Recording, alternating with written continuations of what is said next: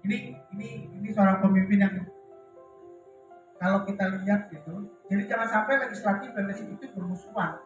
Wah, wis kuwi pembangunan raja lah sing sengsara rakyat. Dan ini harus memiliki keterampilan khusus. Itu yang pertama. Yang kedua, seorang pemimpin atau kepala daerah juga harus mampu memberi ruang kepada masyarakatnya untuk mengeluarkan potensinya. Seorang pemimpin yang baik, pemimpin daerah harus mampu mengembangkan potensi daerah. Kalau seorang pemimpin daerah tidak mampu mengembangkan potensi daerah, hasilnya akan stagnan gitu aja. Padahal potensi adalah sebuah yang memiliki dinamika yang cukup tinggi dan itu berkembang berkelanjutan zaman. Nanti kita akan lihat kebutuhan pemimpin kita di Bantul dan pemimpin daerah harus mampu memiliki jaringan dan jalinan yang kuat, bukan saja untuk di lokal, tapi juga sampai ke nasional. Nah, coba dilihat pemimpin di Bantul mana yang memiliki semuanya. Yang unik di Bantul adalah bahwa kedekatan emosional antara masyarakat dan sosok pemimpin itu menjadi bagian yang kuat untuk supporting pembangunan yang harus dilakukan. Sebetulnya nanti Pak Untoro nanti akan kalau menurut saya nanti biar teman-teman dengan apa sebetulnya yang diharapkan Bantul baru dan harapan baru, waktu baru. Kalau teman-teman melihat bahwa potensi daerahnya stagnan, ya ini harus dikerjakan oleh Pak Untoro dan Pak Wali. Kalau teman-teman melihat bahwa ini tidak ada kecocokan, tidak ada koordinasi yang sangat baik antara eksekutif dan legislatif, Pak Untoro akan mampu. Beberapa itu Pak Wali juga akan mampu. Dengan yang kuat, dengan jaringan skala nasional maupun internasional, siapa yang mampu? Beliau ini dirame di Jakarta dan sekarang punya hubungan yang cukup baik.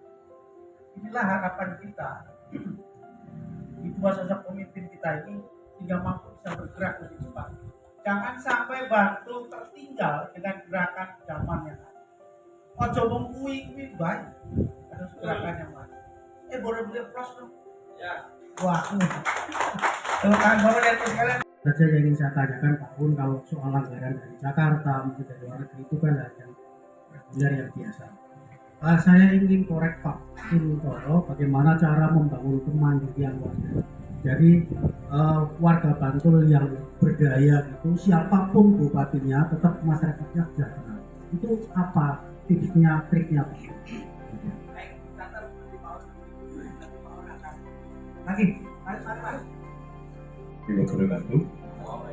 Kuntardi, asli kelahiran, alamat sampai sekarang adalah di Kelurahan Jagalan, Dusun Sayangan, Kapanewon, Bangun Tapas. 20 tahun lebih menjadi hansip atau linmas. Yang akan saya sampaikan ke Pak Untoro adalah wilayah kami berbatasan dengan kota, baik kota Madya maupun ada berbagai kepentingan Pak Untoro. Perjuangan amat sangat dekat. Bahkan yang lebih ngeri lagi, belum lama ini terjadi sengketa tanah milik Jagalan diminta oleh kota untuk mengolah limbah. Ini urusan Pak Untoro ke depan, tanah itu kembali milik Jagalan. Namun sudah dibangun infrastruktur untuk mengolah sampah. Yang kedua, faktor terminal, sama terminal Giwangan antar kota, antar provinsi, Pak Untoro. Dan satu lagi, gongnya adalah wilayah kita, Bantul khususnya Jagalan itu ada tempat berziarah tingkat internasional. Makam Raja-Raja Panembahan Senopati Kerajaan Mataram Islam, pilek, legislatif, presiden, bahkan sampai bupati, tiap malam seluruh hampir wilayah Jogja, Solo, Semarang ziarah ke makam Panembahan Senopati. Permintaan dan saran kami Pak Un dari bupati tolong sering dikunjungi teman-teman Pol PP untuk mengamankan perbatasan wilayah supaya makam atau wisata ziarah itu tidak terkotori oleh wisata yang negatif. Harapan kami seperti itu Pak. Pun ada kurang lebihnya mohon maaf. Ya, anak-anak SD, yaitu pengadaan anak ayam, kutuk. Itu masih melekat terus, karena kutuk itu kan jadi besar. Jadi babon nanti ngendok, jadi kutuk lagi, dan sebagainya itu berkembang. Ini kesan waktu Pak Iqbal. Nah ini saya mohon nanti untuk ditandakan. Kemudian yang kedua, dalam analisa SWOT itu kita akan bantu peluang. Analisa SWOT itu bantu ada banyak peluang. Iya. Peluang itu kira-kira bisa dimanfaatkan untuk kesejahteraan rakyat. Yang ketiga yang penting. Yang ketiga adalah pemimpin itu harus dekat dengan rakyat. Pada saat dia kampanye seperti ini atau sosialisasi, ya, katakan apa, itu sangat dekat dengan rakyat. Nanti kalau itu ditemui aja sulit Pak.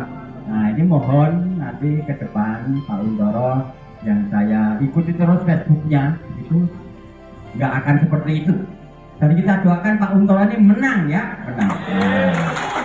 Assalamualaikum warahmatullahi wabarakatuh. Mana mengeksploitasi, mendorong kemandirian warga. Kemudian yang kedua soal perbatasan wilayah dan potensi makam raja-raja. Dan yang ketiga ini pemimpin tingkat rakyat. Apakah Pak Untoro susah ditemui? Banyak pengalaman sih. Pemilu itu pada dasarnya adalah hak rakyat untuk mendapatkan kehidupannya yang lebih baik, gitu Bu. Jadi pemilu itu yang punya gawe rakyat, bukan paslon. Kehendak rakyat untuk hidup lebih sejahtera merumuskan berbagai aspirasi dari pendidikan, pertanian, dan seterusnya. Kemudian aspirasi karena kumpulan rakyat ini tidak bisa melakukan bersama-sama dalam jumlah besar, sepakat untuk dimandatkan kepada 1-2 orang. Dalam hal ini bupati, wakil bupati adalah 2 orang. Nah, jadi kepemimpinan itu dilahirkan karena bukan pemimpin yang melahirkan rakyat dan programnya. Jadi pemimpin yang benar adalah mengabdi kepada amanah dan aspirasi dari rakyat. Pilkada November ini saya sama Mas Wahyudi bukan dalam pengertian mau mencalonkan bupati wakil bupati, tapi saya dan Mas Wahyudi sepakat untuk keliling seluruh Bantul untuk mendapatkan mandat atau tidak dari warga Bantul. Kan pengertiannya begitu. Kalau saya sama Mas Wahyudi ternyata tidak dikehendaki, saya sama Mas Wahyudi tidak bisa memaksa. Walaupun di belakang itu patang koper, kan begitu. Nanti fatal nih. Kalau nanti patang koper yang menjadikan saya sama Mas Wahyudi bar dilantik, sing duwe patang koper rembukan sama yang dilantik. Korek APBD tahun pertama, kedua, ketiga, dan seterusnya. Rakyat terabaikan kembali. Karena itu saya sepakat dengan Mas Wahyudi, kita hanya terikat oleh rakyat Bantul. Selain itu tidak. Dan itu komitmen saya sama Mas Wahyudi. Kalau nanti ada yang mengganggu atau ada yang mencoba merusak hubungan bupati wakil bupati bersama rakyat, dan kebetulan itu nanti saya sama Mas Wahyudi pun dipun parengaken nampi amanah saking panjenengan sedaya, maka yang akan merusak dengan dada saya akan hadapi, ora peduli kalau itu nanti mengancam hubungan itu. Itu pertama. Kemudian yang kedua, saya dan Mas Wahyudi di depan para sesepuh, bini sepuh, terus terang itu para kiai hos dalam tanda kutip sudah diweling. panjenengan berdua harus ajur-ajir menjadi duit tunggal.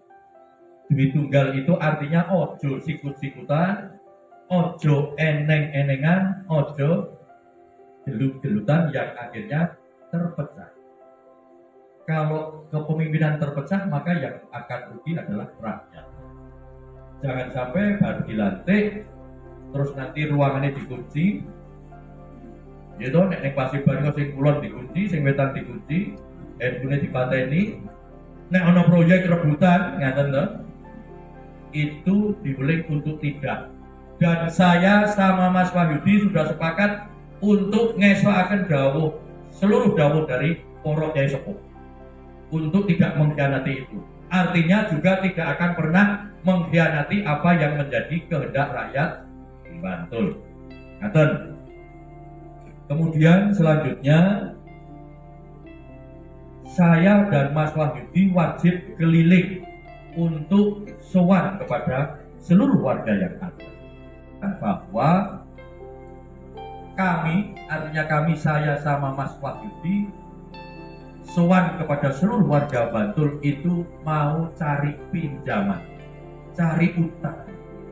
Yang kami pinjam, yang kami utang bukan uang, tetapi aspirasi dan mandat. Kalau memang kami diberi mandat dan aspirasi, maka mayoritas nanti memberikan mandat dan aspirasi akan kita lunasi pada saat memperoleh amanah dan kemudian dirumuskan di dalam perencanaan program-program yang dibiayai oleh anggaran negara maupun APBD dan atau anggaran lain yang dibenarkan oleh undang-undang. Di kembali yang pertama tadi, seorang pemimpin atau kepemimpinan baik itu bupati maupun wakil bupati hanya terikat dengan apa yang menjadi aspirasi dan mandat yang telah diberikan oleh rakyat, dalam hal ini rakyat Bantul. Menawi konsep pilkada ngaten menika panjenengan sedaya setuju napa mboten? Setuju. Ngaten nggih? Jadi jangan sampai nyuwun sewu harga diri kita sebagai warga Bantul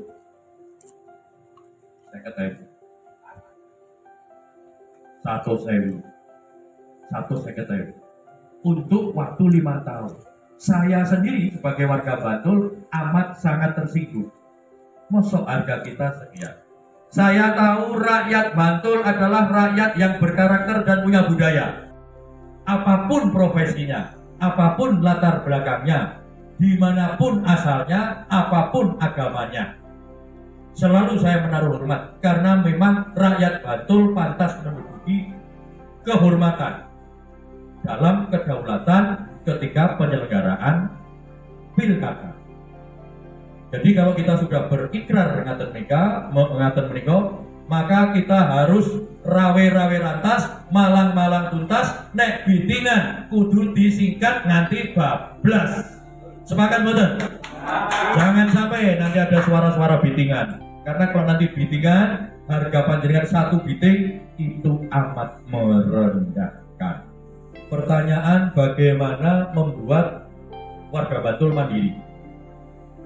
Suatu bangsa itu akan maju, suatu bangsa menika akan mandiri kalau kakinya tertancap kuat dengan akar budayanya. Contohnya adalah Jepang, contohnya adalah Korea, contohnya adalah Eropa. Sebentar ini yang nyusul adalah Thailand, Kamboja, bahkan Laos itu juga sekarang sudah menapai untuk menjadi bangsa yang mandiri.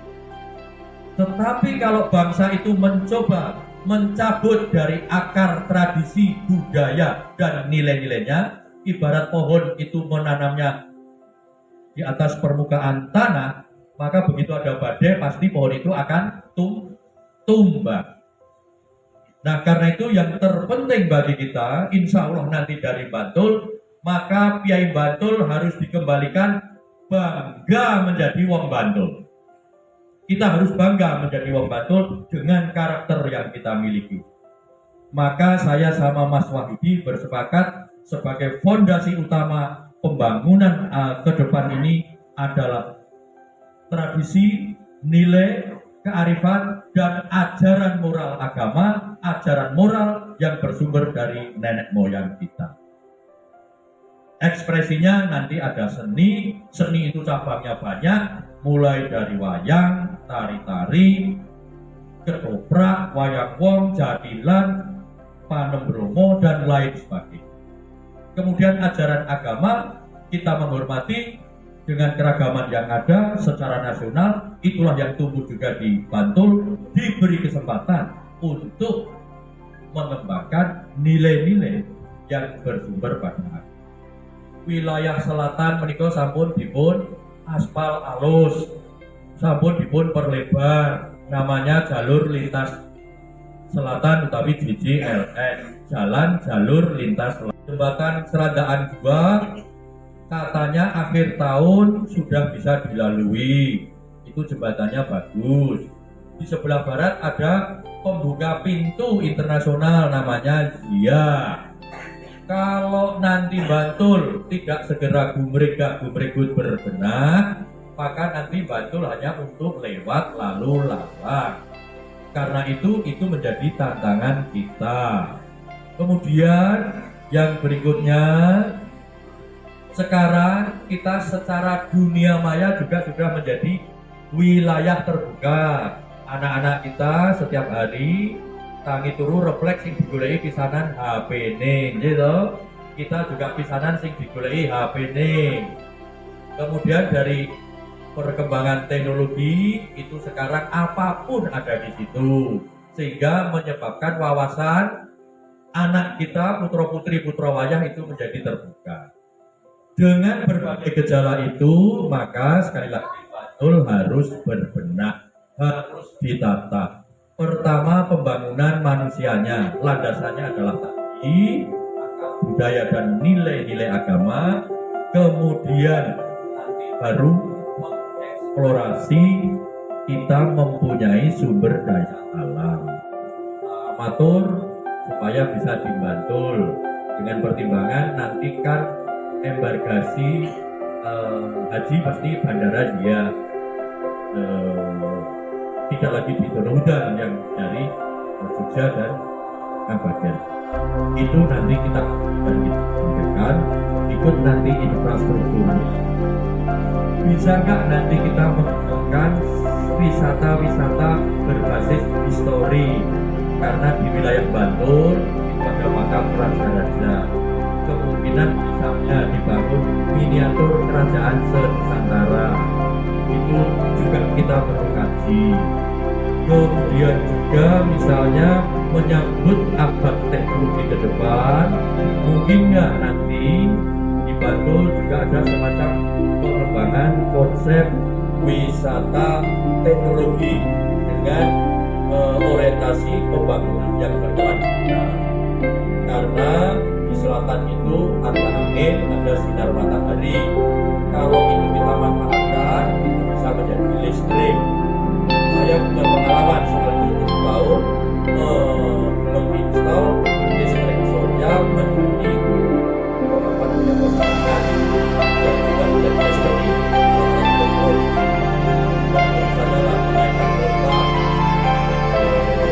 air dan sumber listriknya kita harus juga harus dan picture pakai juga dan itu bagian anak dan sekolah apa yang saya katakan, mari kita berpikir keras agar Bantul ada magnet yang kuat sehingga ketika turis datang dari bandara itu tidak langsung tapi berhenti di Bantul. Untuk apa? Menikmati potensi-potensi yang ada itu tadi. Dimungkinkan nggak misalnya potensi-potensi desa wisata di Bantul itu interkoneksi, saling terhubung. Seperti ketika kita wisata Merapi, interkoneksinya pakai jeep yaitu lavatur atau apa? Lavator. Nah, mungkin nggak nanti menghubungkan Wililoyo ke Tembi ke Kasongan ke Sarden ke Pajangan ke Sedayu ke Sewon, Kasian kasihan ke Sedayu, Sedayu ke Bantul, Bantul kemudian ke Banguntapan, Piungan, terus itu pleret gelindur. Itu nanti yang akan menjadi alasan wisatawan tidak hanya 2 jam di Jogja, tidak hanya 2 jam di Bantul misalnya. Kalau nanti menginap, nggak perlu ada gedung bertingkat, tetapi pakai homestay. Perbatasan kota Pak Kunje, itu wisata histori, nanti kita siapkan itu. Termasuk wisata-wisata religi yang tadi saya sebutkan, di Gajuran, itu juga ada tradisi agama Nasrani menggunakan bahasa Jawa. Dari sisi ritualnya itu agama, tapi kita lihat dari perspektif non-ritual, akan menjadi magnet bagi berkumpulnya orang. Kalau ini kita kelola dengan baik, maka kumpulan orang-orang atau wisatawan ini akan menumbuhkan gerak ekonomi. Ada yang melihat, ada yang makan, ada yang beli souvenir, ada yang sekedar melihat pemandangan seperti di Puncak Rindu atau di Kopi Sosok ya, Puncak Sosok atau Kopi Sosok itu. Nah, Puncak Sosok itulah sebenarnya yang nanti kita akan kembangkan. Nah, Mas Wahyudi sedang mengkaji bagaimana nanti kita setiap kelurahan ada wirausaha kambing meningkat yang mengelola nanti koperasi dan syukur milenial. Jadi kita butuh kambing, kita cukupi sendiri. Karena apa? Sampai saat ini baru 5% dari 800 nih kok. Jadi baru berapa? 40. Baru 40 kambing dari 800 kambing. Nah, ini nanti yang menangani adalah langsung apakah pada level pedesaan itu badan usaha milik kelurahan, bisa, atau pemuda-pemuda setempat dalam bentuk operasi. Nanti kerjasama dengan investasi. Pemda nanti memfasilitasi pertama policy yang memayungi itu, kemudian yang kedua pelatihan, yang ketiga monitoring, dan yang keempat nanti bahkan marketing. Kalau memang Bantul mencukupi, kemudian ada prospek untuk keluar melalui marketing online. Itulah tugas pemuda. Jadi setiap ada prakarsa dari bawah, maka Pemda harus memayungi, jangan malah mempersulit. Kalau mempersulit, nanti warga tidak kreatif, takut menjadi tergantung, tertinggal oleh daerah-daerah lain.